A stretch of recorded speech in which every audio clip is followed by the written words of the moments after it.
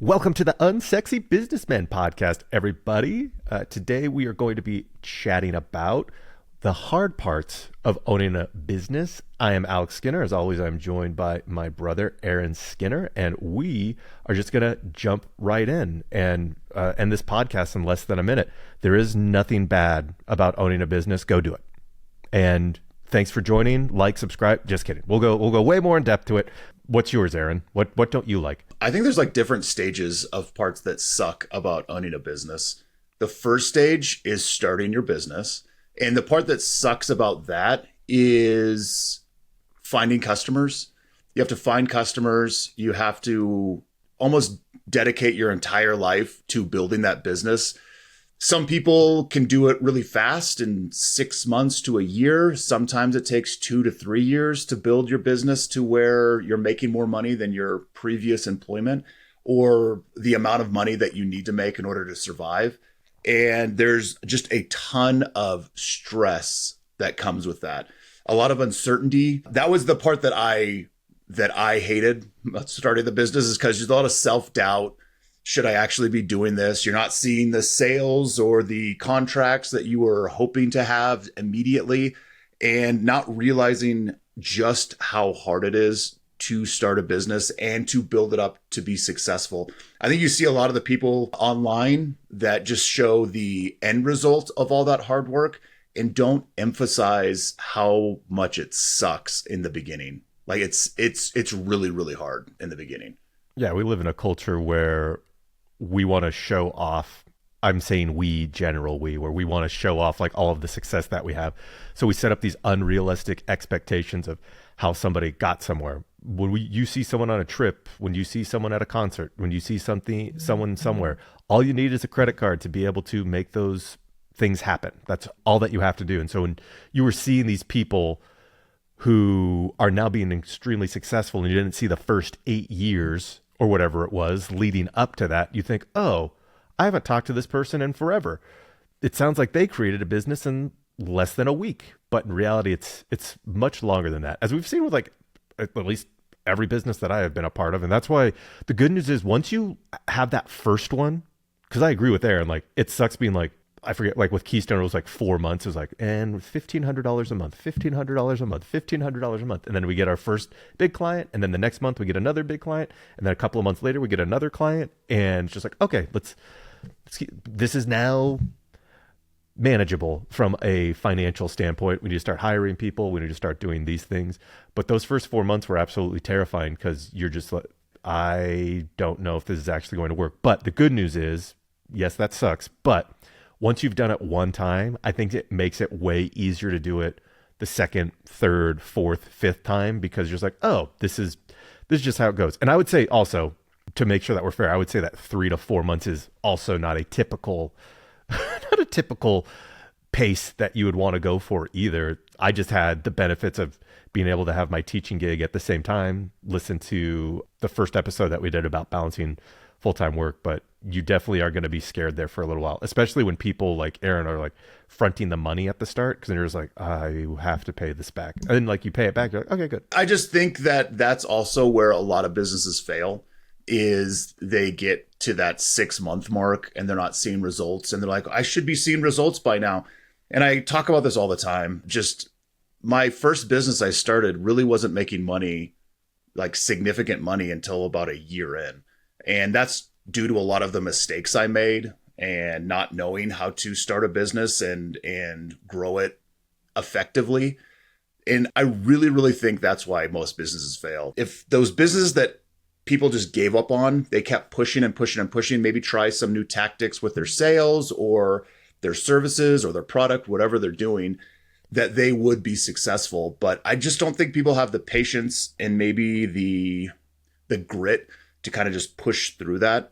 And that's also why I have the controversial opinion that not everyone can build a successful business, because I think some people have such like low self-esteem. Maybe that's probably not the right word, but they don't have the confidence in themselves to just keep pushing and keep pushing and keep pushing. And like I said, and I was guilty of this as well. In the first 6-8 months when things weren't going really well, I contemplated quitting and just going back to my other job. And boy, I'm glad I didn't. And to your other point, yeah, because once you know what it takes to actually build a business and the time frame that it will typically take, you're not as scared when you start another business. You have that in your mind, like, okay, this is going to be 6 months to a year before we start seeing any real profit. And that's just how it goes. And sometimes it's faster than that, like with Keystone. Like it took 4 months before we started seeing real money coming in. But that's my biggest piece of advice on this is just don't give up, try new things, keep going. If something's not working, fix it. It seems simple, but in the moment, it's really, really hard. And you kind of have to have that mindset where you're not going to give up. You're just going to keep grinding. Right. And then like, especially if like you have business partners that don't have that grind. Cause I think that's another thing that is the hardest thing for me is depending on other people, whether that be business partners or employees, honestly, just like, please, thankfully we have fantastic employees at Keystone. If you guys are listening to this, I love you. I know you'll listen to it because I send it to you and force you to listen to it so that we can get some more views. But that's the hardest thing for me is I almost prefer when everything is dependent on me, even though that almost contradicts what I said with Keystone at the start, which is like, I got to find clients. But then when I like started doing it, it's just like, okay, so I can do this. What's everybody else going to be doing? And then hearing what people are going to do and then keeping people accountable for that. Like I absolutely hate. People probably disagree with this. People probably think that I like being an asshole. I don't like it at all.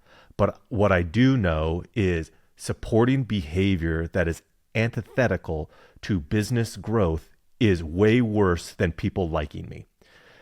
Way worse than people thinking I'm an asshole. Like I would much rather you think I'm an asshole and we are moving towards growth than not. Because essentially it's just like, oh, let's just be nice. Oh, good job. You still haven't done anything, but you're trying. Like, I just can't. That's the thing that's so hard for me. And there's a difference between being an asshole just to be an asshole, and there's being an asshole so you can push people to where they can go or keep them focused on what the vision of the company is. And I think there's definitely a time and a place where you have to give feedback that's not going to be pleasant to employees. And that's kind of my next thing, that the phases of what sucks about being an entrepreneur is employees. Employees is a grind, finding the right employees, training the right employees, making sure that everyone's on the same page. You know, sometimes employees get sick. Sometimes they just quit for no reason. They find, a better job. And the stress of making sure that was always in the back of my mind. Like it literally was 24/7. Are the employees doing a good job? Now I set up honestly clean in a way where there was kind of checks and balances to make sure. But even when I had supervisors or managers that were checking in to make sure that the jobs were being done correctly, what if the supervisor blows it or the manager blows it or whatever? There's always just something there that's always in the back of your mind that kind of stresses you out. So that's the second phase is just dealing with employees and making sure they're doing a good job, making sure they're happy as well. You don't want your employees to hate working there. Trying to set up the environment where there's like a good culture within your business. But like Alex, you were saying, sometimes you got to be an asshole and sometimes that sucks. Like, I don't think I ever yelled. I think there's one time I yelled at an employee, and that's when she broke an MRI machine that cost $3 million. Luckily, we had insurance. And then luckily, the damage was only $25,000. But still, I think it was the only time I just lost it on and that was one of my supervisors that did that. So that kind of sucked. We worked things out. She stayed with us, but it's that kind of stuff. And the other thing too, like I'm a stickler for communication. And so you're trying to reach out to employees about something. And when they don't get back to you, I wasn't crazy. I was like, if I text you, you better text me back within 5 seconds. But sometimes it would be a day or two before they would text me back. I'm like, it's kind of your quirks as a person and as a business owner that mine was communication. And maybe that's not even a quirk. That's like, you have to have good communication in everything in order to be successful. And so dealing with other people's kind of how they communicate or their style of working or whatever it is is really hard. And the biggest fact is no one will ever care about your business as much as you care about your business. Nobody, no one will ever care. And not as soon as you can accept that, the better you're going to be off with your employees. Because I just remember like, you don't want to build this business and be really successful and blah, blah, blah, blah, blah. Like it would blow my mind in the beginning that people would just do a crappy job doing the service that we provided. And then I just realized like, they don't care about this business. This is just a paycheck. You can do everything in your power to make it as inclusive and, again, like a good work environment as you can, but they'll just never care as much as you do. People are tough, and people, like, not just employees, but also like clients. So like, I'd say for the most part, I've been incredibly blessed with like the people that I get to work with. But every now and then you get these people, like, thankfully this didn't happen to us, but someone that was referred to us, we worked with them on this small project. Thankfully, the project was so small that they did not sue us. We did a fine job. This person was crazy. So crazy people suck to work with. But I was talking to the guy who referred him to us. He's like, yep, we're in like a multi-million-dollar lawsuit right now, even though like the work that we were working on was $200,000 worth of work. And now he is trying to sue us for millions of dollars in X, Y, and Z damages. I didn't pay attention to like Thanks all the legalese. for that referral, dude. Right. Like, and it's also funny too, trusting people. It's just going back to people. Trust is like a really hard thing for me, because I remember when he first brought me, he's like, this dude's so cool. He wants to go on a trip with me. He wants to take me here. He wants to do this. He wants to do this. And in the moment, you're like, oh, that's super awesome. I want to work with them too. And then you start working with them and you go, oh my God, I have made a terrible mistake. Just question after question. This is literally the smallest client I've had in the last 2 years, 2.5 years, 2 years. And the number of questions he asked, the amount of free work that he was trying to get, et cetera, et cetera. I was like, something feels off here. I need to send the email that says, bring us on retainer at $10,000 a month, and I can answer those questions for you. Ghosted me. Never heard from him again. The next time I heard about him, my friend is telling me the story about how he is being sued by this guy. So I'm like, bullet dodge. But hey, at least we got $2,200 out of it. Right. And that's the other thing too, is like probably the next thing is like what you just brought up is just customers, dealing with customers. It's really hard. The thing that I've noticed is the customers that pay the least, like your smallest customers, are the ones that are going to be complaining the most. My largest customer that I had at one point was around, it kind of varied, but it was around, this is going to be a wide variance, but $30,000 to $50,000 a month. We never heard complaints about him. And then we had a client, this is insane, that was paying $100 a month for like once a month cleaning. And they complained all the time. And it was one of those things. Sometimes, here's a piece of advice: cut those clients loose. In the beginning, you kind of have to put up with all the bullshit of crazy customers when you're just building, like you just got to deal with it. But when you're in a spot where you're doing pretty well, and there's just a client that is just, there's already enough stress with running a business, with the sales, the employees, the other customers. If you have a customer that is just taking up the majority of your time and they're not paying you a lot of money to do that, cut them loose. And that was and we did that with the $100 a month customer was obviously very easy to cut them loose, but we had to do that with customers that were paying us $5,000 a month. It was just like, listen, man, this isn't worth our time. We're making a ton of money. Obviously, we didn't say this to them, but like in my mind, like we're making a bunch of money on this. Like I'm dedicating half my time to dealing with your crazy either complaints or, like you said, they wanted free work done or whatever it was. And it was just like, no, just cut them off. So that's my advice. If you have a client and you're in a financial position where you can lose that client and be fine, just don't put up. Obviously, don't burn bridges. Don't be like, hey, fuck you. You suck as a client. But just be like, hey, we're getting overloaded. We're going to have to let you go as a client. Give them a heads up. And then also refer them to some other businesses. I wouldn't do what your friend did and call up some other, because I knew other cleaners, I knew other carpet cleaners, other janitorial businesses. And we had good relationships. I wouldn't have called them like, hey, this guy's really cool. We just don't have time to deal with him. You should deal with him. So yeah, I wouldn't have done that, but I would just give them like, hey, here's some numbers of some different clients or some different service providers. But yeah, that's probably the next thing is just dealing with customers sucks. Dude, I never, even when we were really doing really, really well and honestly clean and I was able to travel more and go places, I never had a real vacation where I wasn't stressed out when my phone rang until I sold my business. Because there was always something in the back of my mind. I'm like, my phone would ring. I'm like, oh, good. It's not that crazy customer. It's not the biggest customer I have. I just distinctly remember being in Hawaii on the beach. And anytime my phone rang, like I just get a little bit of stress just to look at my phone.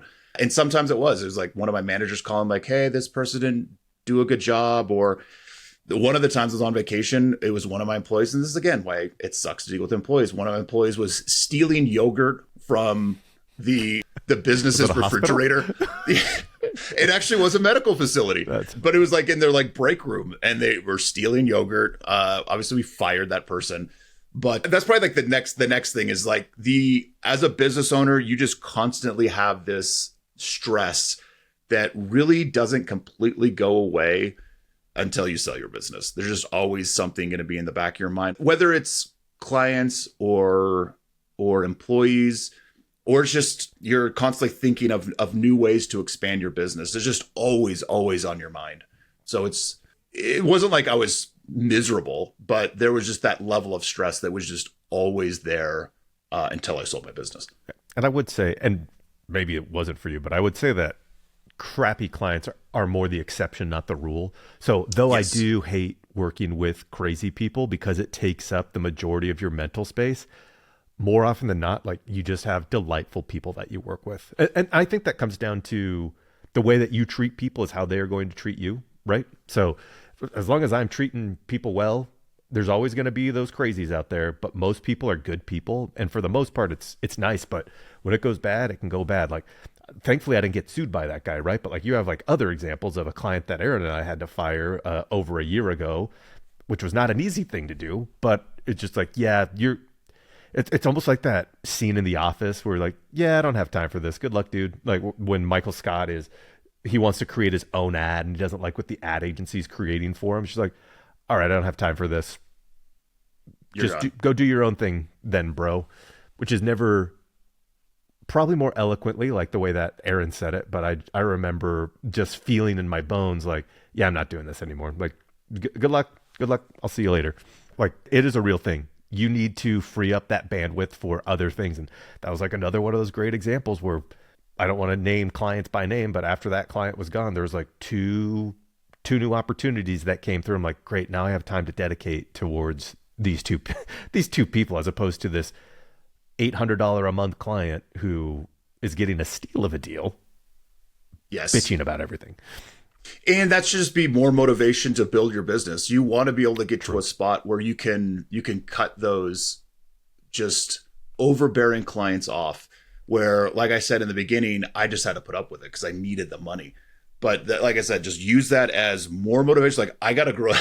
It sounds terrible. Like, I got to grow this business so I can get rid of this client. And that would happen sometimes where like, I hate dealing with these people. All right, we need to really focus on sales. I mean, we're always focused on sales. Like, we really need to focus on sales because I just want to get the next client that is going to be able to take that other client's place.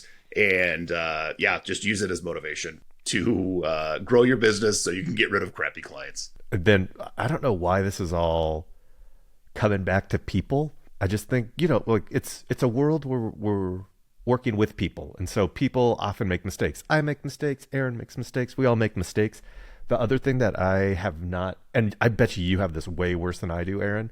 The other thing that I hate about running a business is talking to other people who either want to start businesses, get business ideas, and then I love talking to people about stuff, and then follow none of that advice because I've now just dedicated an hour worth of what if you did this? What if you did this? What if you did that? What if you did that?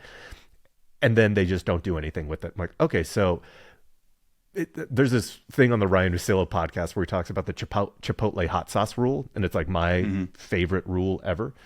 I am very pro giving my time to other people because I feel like it's going to be a positive.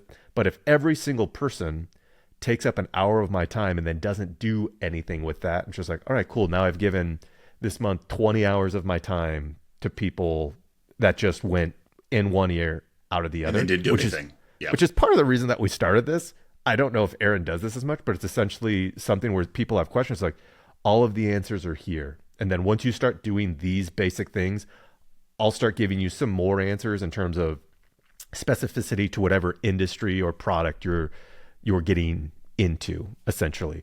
And maybe I'm just a little overbitter about that. I just think of, and you, once again, I think Aaron has gone through this way more than I have, because I've only been a business owner for 2.5 years at this point, where you're going on over a decade. Maybe that's like the next phase of it too. You become successful as an entrepreneur, and then everyone then can kind of see your lifestyle and how you're doing, especially friends and family. And so they start asking questions. And we started this because we love helping people and we love dealing with business, but nothing is more annoying, like you said, than someone telling you, dude, I just got to start a business, and then going through all the ideas and then just hearing all the excuses of why they couldn't do this, or this. I had a buddy that I was trying to get to start this was probably like 6 or 7 years ago, to start a fencing company because he built his own fence. And it was awesome. And I was like, dude, I couldn't do that. He's like, it's not hard. I was like, start it. He's like, I got to start. I was like, dude, start a fencing business. And then all of the excuses started coming in and why he couldn't do it.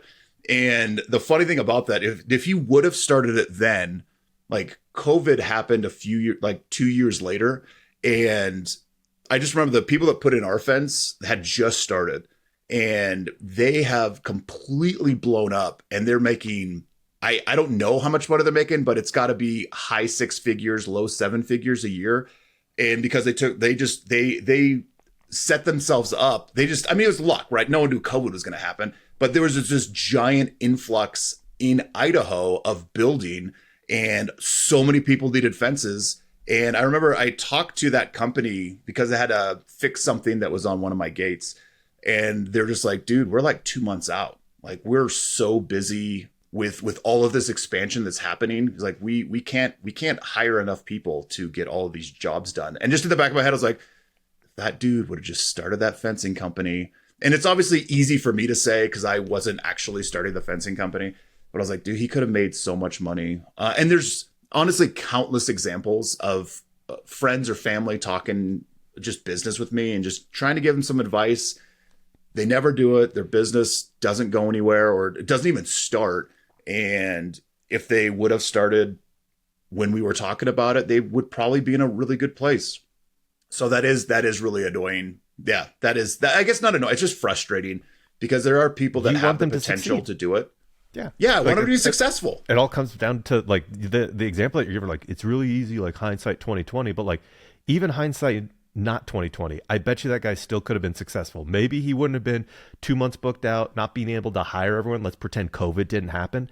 I guarantee there was still going to be opportunity for him somewhere. 100%. It's not like Yes. Idaho Falls is the only place that has fencers. You know what I mean? Like, Yes. is more of what I mean by that. Like, and guess what? Yes. There are still fencing companies that are incredibly successful right now, even past COVID, or in less populous or expansive areas.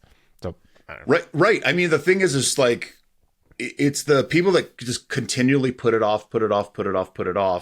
And like, dude, if you just would have started this 3 years ago, where would you be now? Like, that's what our audience, I'd like to ask you. If you want to start a business, where would your business be now if you would have started it 3 years ago instead of just procrastinating? And that's probably one of the most powerful things. Like, you just have to start. Like, I hate the people that are just constantly make excuses of why they can't do it. I'll give you some really good advice. It's never going to be the perfect time to start a business, ever. There's always going to be things in your life. There's always going to be problems maybe within your family or your personal life with, just how you're doing mentally. There's just always going to be reasons to not do it. And the people that do it anyway are the people that end up being really successful. And just go do it. I know that that's been like a thing that we keep hammering over and over again. I'll do a shameless plug right now before we do our shameless plug at the end too. Like, our resources are so incredibly inexpensive. I know that most businesses will say that. The reason that they cost money is because we have invested so much time into building these things that we know are going to lead you into success. Like go get the workbook. Like honestly, if you just get the $17 workbook, that alone at least keeps you accountable to I have to do this, I have to do this, then I have to do this, then I have to do this, then I have to do this. And it just gives you the step by step.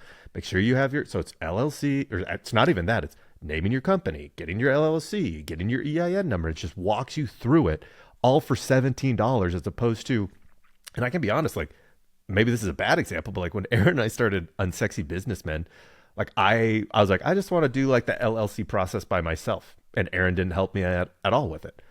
I will tell you what, it took me a lot longer, and I'm a relatively intelligent person. Some may disagree with that, but hey, here we are. And it took me probably 15 minutes. I know you're probably like, 15 minutes is good. Go watch the Utah LLC video that Aaron did and just do step by step with him. And it'll take you 9 minutes, I believe that video is. So that's 6 minutes of a relatively intelligent person. And then I know some people just pay thousands of dollars to have someone do it for them. It's like, wait, so for 9 minutes of your time, you are willing to give up $1,000. So all of these things that we have for you are really to speed up the process, get you to profitability faster, and ensure you're not being taken advantage of people who are going to be like, oh, you want, what's the stupid thing that registered agent? We'll be your registered agent, which is a yearly thing. We'll be your registered agent, at least in Utah it is, for $150. And you know what they do? They just renew your LLC for you for $40. So they're making $100 a year. Which takes 30 seconds. Less than that. 30 seconds. Yeah, it's even easier. Which is insane. Yes. So yeah, that was the main reason, right? That we wanted to start, is because how many, like, as a new business owner, you don't have a ton of money. Like it was insane to me. I mean, one of our business partners talked about, he's like, oh dude, I paid a guy $500 to get this all set up. And there was some sort of annual fee about doing exactly that. Like it's literally just going on to your state's website and saying, yep, everything's the same. And it takes 30 seconds. He was getting charged like $150, $200 a year just to do that. And he had no idea how easy it was. So we just wanted to show new entrepreneurs or people that have businesses and are struggling in different aspects of business. Listen, you don't need to pay all of this money in order to do these really simple tasks. I mean, even like making a logo and stuff. It's like they'll charge $500, $1,000. And some of those courses out there, I saw one that was like $12,000. I promise you, nothing that's in those $12,000 courses isn't in our course that is a fraction of that price. But I think we should also be very honest with you. What we are doing is bad business practice, because essentially good business practice would be get a customer, keep them, string them along, like get them on a subscription, keep them for like, most people tell us you should get your podcast, make money off of your podcast so that people have to like pay and listen to this thing. Instead of like each part of your course should be its own separate thing that, you did this, now you have to get part 2 if you want to keep going. We're doing everything in a way that is bad business practice because it will net us less money total, but over the lifetime of somebody, like just to be able to see that success, I think is what we are most excited for. And then seeing, people purchasing the course and seeing them like go through the course. I'm like, oh, Danya is on, I probably shouldn't say names, apologies. Danya's on part, is 60% through the course. Fantastic. Let's check in, see how things are going for her, because at least she is. And then showing, talking to those people. Yeah. Yeah. And and then seeing them be successful. The other people that we talk to don't do, which is anything. So like seeing people do stuff, she's like, oh, for $397, she is doing the things that is going to build that business for her. And it's awesome. Yes, I agree. Sorry for saying your name. Good luck with your cleaning company. I know you're doing well. Any other last thoughts? Those are the things that I hate the most. No, those are definitely I mean, there's tons of like little things here and there, but those are the main things that are hard about doing your. I mean, you could get into finances, you can get into all that stuff, but those are probably the main things. Real quick on finances, as you're growing and making money, be really prudent with your money. Like very conservative. Don't go out and buy a boat because you landed some big deal or whatever. Like always have cash on hand and always have something for a rainy day. You always need to have something for a rainy day. I could go way more into that, but that would take another 30 minutes to an hour. All right. Well, let's switch gears here really quick to some listener submitted business advice. We're calling this, we'll come up with the name eventually. Hopefully, we get sponsors for it. Business advice. So these are questions that people have sent in to us that they are looking for a little bit of business advice that we can help them out with. So let's see if we can help some people today. So let me just, I did not organize these very well. Oh my gosh. And then be organized in your business. Like you need to be really. Okay, it's organized now. Okay, subject line. Big client wants free work. My biggest client just reached out asking for what they called minor adjustments. The problem, it's not covered in our agreement and realistically adds up to a full week of extra work. I know the standard advice, either push back or diversify your client base, but when one client makes up the bulk of your revenue, it's a lot harder to draw that line. Honestly, I feel trapped. Right now, I'm leaning toward doing the extra work to keep the relationship smooth, even though my gut tells me I may regret it. So I'd love your input. If you've been in this situation and went ahead with the unpaid work, how did it turn out for you?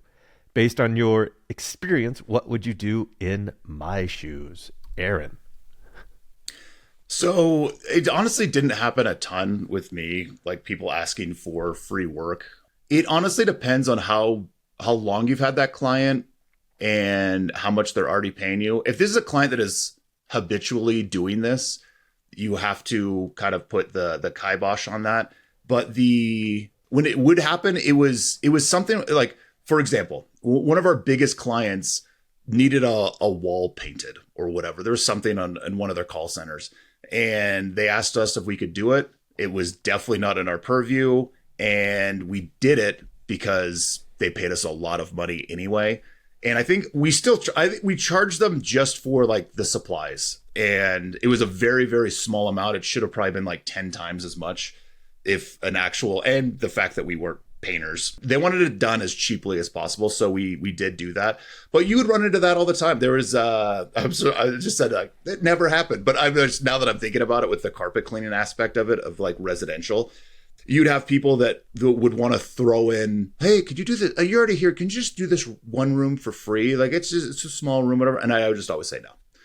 I would be like, yeah, we're already here. Normally it would cost, let's just say it'd normally be $80 to do that room. We could do it for 40, but we're not going to do it for free. And sometimes they'd say yes, sometimes they'd say no. But doing stuff for free, you can't do that. You got to make sure because that's going to put you in a spot, again, financially, where it can really screw you over. So if it's a large client that's been paying you for a long time and they're not constantly trying to get stuff out of you, sure, go for it. If it's a new client and they're trying to get free stuff out of you, you need to already have that kind of expectation that they're not getting stuff for free. For me, this all comes down to how much they're paying. As an agency owner, this happens all the time. How much are they paying? Because like one of my biggest clients is $3,000 a month. And I'm like, you got to stop. You're adding an extra week of work for a $3,000 client. But if you were then going to come back to me and then say, actually, it's a client that's $100,000 a month, I'm like, it might be worth it. It might be worth doing that full, like just to keep them happy. And then I have something baked in called like the asshole tax. Does this client suck? I know that you say that they have done this before. Are they like generally nice people, or do they bring a lot of stress into your life? Because you may want to consider. So I know what what'd you say here? I know the common thing that people say is diversify your client base. You may want to start diversifying your client base if they suck, if they're regularly doing this, because you're just going to start burning out. There's a reason that you sent this into us, and it's because you are unhappy. So if this makes you unhappy, you have to start doing the things that, and honestly, it's just going to be what Aaron said of telling them the truth. Like, hey, so minor adjustments, they aren't minor adjustments. This is going to take us about 30 to 40 additional hours worth of work. Are you okay with adding that into your scope or something like that? Then they'll get on a call with you and you guys can discuss back and forth what works and what doesn't work. And guess what? If you're good at what you do, that client's not going anywhere. So if your fear is they're going to leave, I've lost one client the entire time during Keystone. I fired another But I've only lost one client the entire time that we've been doing Keystone. And it was simply just a budgetary thing, the reason that we lost them. Your clients, if you are good at what you do and you care about them, aren't going anywhere. So just, it doesn't even have to be mean. Just, hey, I just want to let you know, these aren't minor adjustments. This has to happen. This has to happen. This has to happen. This has to happen. It's going to cost this much money. And they're going to say what Aaron said, yes or no. And I was like, okay, cool. Yep. And maybe they don't know how long it's going to take. Maybe that's the other thing. Maybe in their mind, like, oh, this is going to take them 30 minutes. But if you, like Alex said, break down exactly how much time that's actually going to take, maybe like, oh, yeah, I guess that was kind of an unreasonable request to get done for free. And then you can always negotiate on that price too, instead of being free. Like I said, with the painting thing, it was like, yeah, we'll do it. Essentially, most of the labor will be for free, but you guys still need to pay for all of the material that needs to be done. Or the carpet cleaning situation where people would ask for a free room to be done. You just negotiate. And if they didn't want to do it, okay, then we're not going to do it. That's fine too. But give them the option. Then it's their option now. Yeah, we can do it, and we'll give you a discounted rate. You've been great as a client, and we really like you, but this is how much we'll give you, whatever your discounted rate would be. So we can do it for this much. Do you still want us to move forward? Now it's them saying yes or no, and then you're kind of off the hook. In my experience, I've never had a client where this has like turned out badly. Most people are reasonable people. So like if your fear is like, oh, this person's going to quit, and feel free to like do a follow-up and be like, yeah, they quit because I pushed back on this. I would stake all of my life savings that they are just going to say, oh, okay, never mind. Or, okay, yeah, let's add that in. If you've been with them a long time, you're going to be fine. Right. All right, last email. I'm a little nervous about this. Employee turning me into a dick. Didn't want to get political, but I guess here we go. I run a small business with 4 to 13 employees, and it's been tough. I'm introverted. Most of my team is younger than me, and they're all close with each other. Meanwhile, I struggle to get out of my own head, share my thoughts clearly, or give feedback without feeling awkward. I tend to be short and reserved, and I hate criticizing employees when they're distracted or underperforming. In the moment, I often fumble for words, come across too harsh, or regret not saying anything at all. One of my part-time employees spends maybe 20 to 40% of their shift working and spends the rest of it socializing and distracting other employees. The employee that they are distracting happens to be a very important person in my business, and it's been affecting their performance. I am completely incapable of asking the distractor to get back to work. I literally don't know how to say it without coming off like an asshole. Whenever I do try, it's extremely awkward, and I coil back and don't say anything. Aaron? Yeah, I'll tell you what you need to do. You need to be doing this as a business owner anyway. You need to be doing one-on-ones with all of your people. I don't think you should be calling people out in front of everyone else, because that usually, maybe there's a time when that makes sense, but I'd say 99% of the time, this is exactly why you have one-on-ones with client or with your employees. And I would bring it up like, hey, I've noticed this. This is what needs to happen, and this is what will happen if you don't change. And, it takes one bad employee to just completely fuck up the vibe of a business. And if this is a part-time employee who apparently is like super part-time because they only work, what'd you say, 20% of the time? Well, whatever it was. Spends 20 to 40% of their shift working. So let's say it's 20 hours a week. They're only actually doing about 8 hours of work a week. So you're essentially paying somebody to distract other employees. This is I would set very clear expectations on what needs to happen after that conversation you have with them. If it doesn't change, cut them loose. You can find somebody.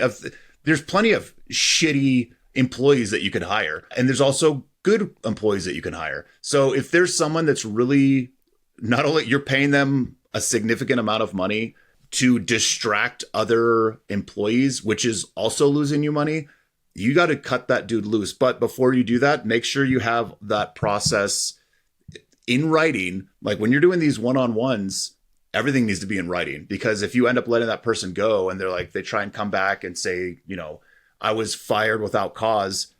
This happened all the time with my cleaning business. We had a very strict policy on everything was in writing. Everyone knew all the stages of why they got fired. And they would come back with, I never got sued, but they'd come back with, what is it, like the unemployment office would come like, hey, this person says they were fired without cause. And so now, they're going to be getting unemployment. What do you have to say about that? And I could just email them all of the forms that we had, all of like the warnings, written warnings, final warnings, all of that. And I would send that over to them. They'd be like, this is great. Never mind. Don't worry about it. But if it's just your word against the other person's word, you're going to lose that every time. Get everything in writing. Yeah. When I first read this earlier, I didn't realize it was a part-time employee. So like my thing would just be, I'm like even more harsh than Aaron. Like, yeah, go through like all those steps. I'm like, just get rid of this dude. They're working 8 hours a week of the 20 hours that they're supposed to be working, or woman, could be a woman, everyone can distract. We're all capable of that.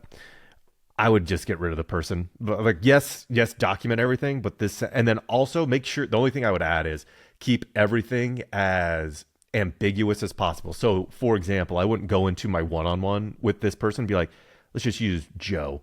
Like, hey, you're distracting Joe.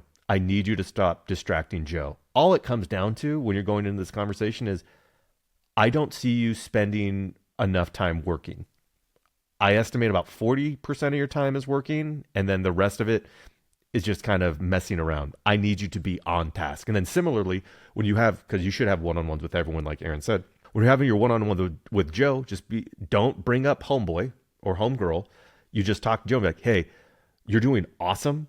I think that there are people who are distracting you and not allowing you to, also not knowing what your incentives are. It's kind of hard for me to suggest this, but if you have incentives where these people can receive bonuses and make more money by doing better work, it's like, and I just don't want to affect the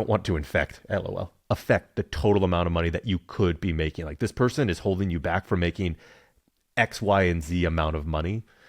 And remember, don't say this person, just say these distractions. That would be like the only thing that I would add to it, because having gone through one-on-ones where specific people were pointed out of why I was doing a bad job because they were better at that work, I started to resent those people and bridges were burned because of it. And that's like one of my greatest regrets, is allowing one-on-ones I had. We're like, I'm just going to use the name Joe again. Like, I mean, you say that you can't do it, but Joe's doing it. So why can't you do it if Joe can do it?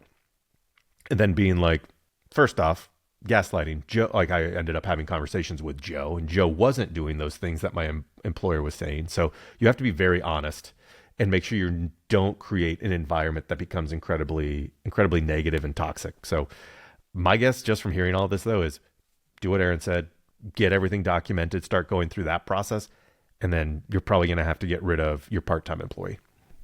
Yes. Awesome. Well, thanks for the listener submitted advice, everybody. If you have any questions that you want us to read, the email is unsexybusinessmen@gmail.com. That's, once again, unsexybusinessmen@gmail.com.